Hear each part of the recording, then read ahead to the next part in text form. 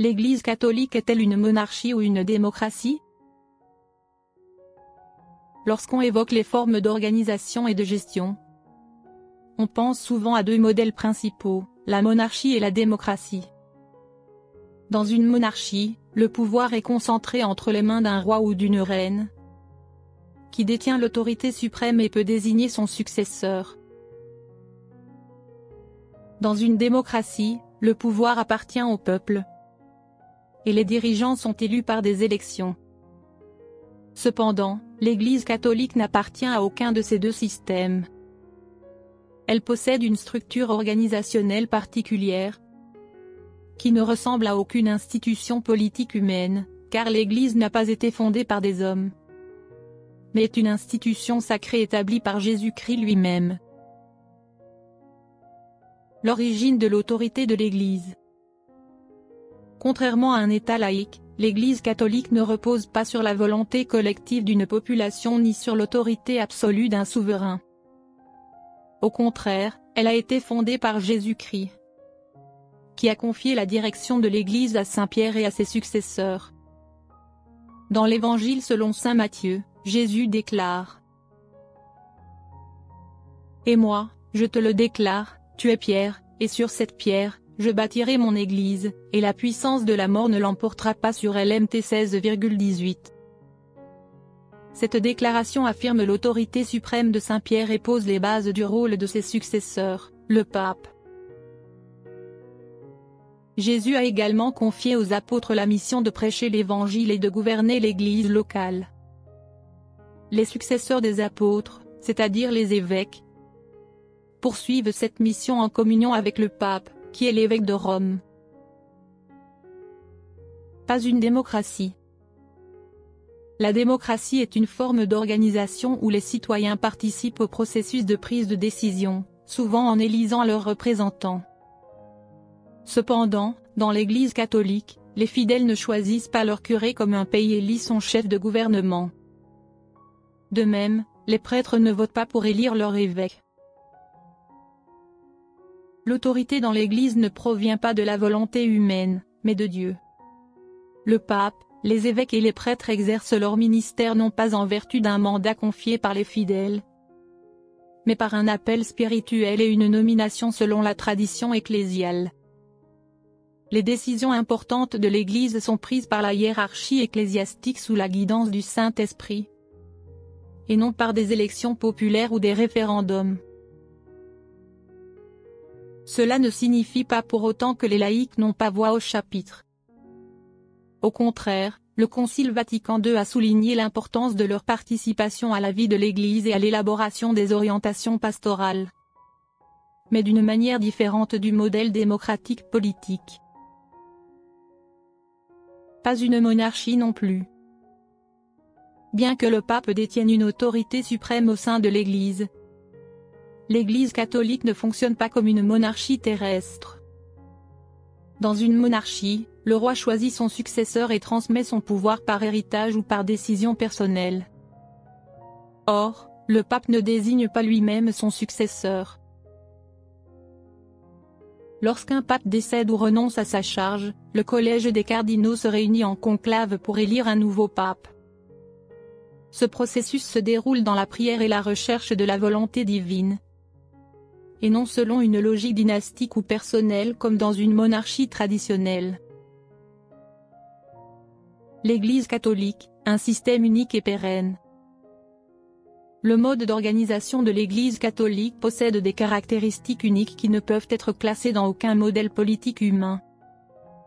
Alors que les institutions laïques fonctionnent selon des principes démocratiques, monarchiques ou centralisés, l'Église repose sur une base spirituelle, avec une autorité venant de Dieu et transmise aux successeurs de Saint Pierre, c'est-à-dire au pape. Ce n'est pas seulement un système de gestion des fidèles, mais une organisation spirituelle assurant la continuité de la foi et de la mission évangélique à travers les siècles.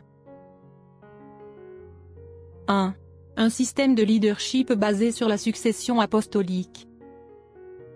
L'un des éléments qui rendent l'Église catholique unique est son système de leadership reposant sur une succession spirituelle ordonnée. Le pape, successeur de Saint Pierre et guide suprême de l'Église. En tant que successeur de Saint Pierre, le pape joue un rôle primordial dans la direction de l'Église universelle. Il n'est pas seulement un chef religieux, mais aussi le gardien et le maître de la doctrine authentique de l'Église. Son autorité ne découle pas d'une élection populaire, mais d'une tradition ancienne instituée par Jésus-Christ lui-même. Le collège des évêques. Les évêques sont les successeurs des saints apôtres, chargés de la mission de veiller sur les églises locales. Bien que chaque évêque administre son propre diocèse, ils restent unis entre eux et avec le pape dans leur rôle de pasteur de l'Église universelle. Les prêtres et les diacres. Les prêtres et les diacres jouent un rôle essentiel dans la vie pastorale de l'Église en administrant les sacrements et en servant la vie spirituelle des fidèles. Sous l'autorité de l'évêque, ils forment un réseau de soutien au développement de l'Église dans le monde entier. 2. L'unité dans la foi et la doctrine. Contrairement aux organisations politiques qui peuvent modifier leur politique en fonction des circonstances ou de la volonté de la majorité, l'Église catholique repose sur une doctrine immuable, qui ne se laisse pas influencer par les tendances sociales. Cette stabilité est garantie par un système de gouvernance spirituelle. L'unité dans la foi, quel que soit le pays où ils vivent, tous les fidèles catholiques partagent la même doctrine, célèbrent les mêmes sacrements et suivent les enseignements de l'Église. Le caractère universel de l'Église. L'Église catholique n'est pas limitée à une nation ou un peuple spécifique, mais elle est une institution mondiale. Chaque Église locale bénéficie d'une autonomie dans la gestion pastorale, tout en restant en communion avec l'Église universelle sous l'autorité du pape. Une morale stable. L'Église ne modifie pas sa doctrine en fonction des évolutions sociétales. Elle conserve les principes moraux et éthiques transmis depuis les apôtres, garantissant ainsi la pérennité de son identité à travers les siècles, malgré les changements du monde. 3. Une hiérarchie structurée sans discrimination. Un autre aspect fondamental de l'organisation de l'Église est son système hiérarchique qui assure une cohésion forte entre ses différentes composantes. Les fidèles laïcs, bien qu'ils n'aient pas le pouvoir d'élire la hiérarchie ecclésiastique comme dans un système démocratique, les laïcs jouent un rôle central dans la vie de l'Église. Ils ne sont pas seulement des participants aux célébrations, mais également des acteurs engagés dans l'apostolat, la charité et l'éducation. Le rôle des organisations catholiques, des mouvements et associations catholiques tels que la Légion de Marie, le Curcio, l'Opus Dei ou les ordres religieux contribuent activement à la mission évangélique et au service de la société. Ainsi, l'Église ne se limite pas à une structure administrative, mais est une communauté vivante et dynamique. 4. La pérennité de l'Église à travers l'histoire. Depuis plus de 2000 ans, l'Église catholique a traversé de nombreuses épreuves historiques, allant des persécutions initiales aux réformes, en passant par les guerres et les bouleversements sociaux. Pourtant, elle demeure et continue de se développer. Cette longévité est due non seulement à la foi des fidèles, mais aussi à une organisation solide fondée sur des principes spirituels. L'organisation de l'Église catholique est un modèle unique, incomparable à toute autre institution politique ou religieuse. Grâce à l'alliance entre une autorité spirituelle, une unité doctrinale et une hiérarchie bien structurée, elle a traversé les siècles avec force et stabilité.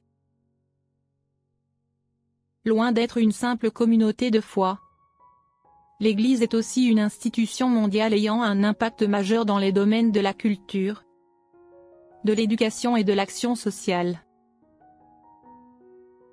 C'est grâce à cette structure que l'Église catholique reste une force vivante et durable, jouant un rôle fondamental dans la vie spirituelle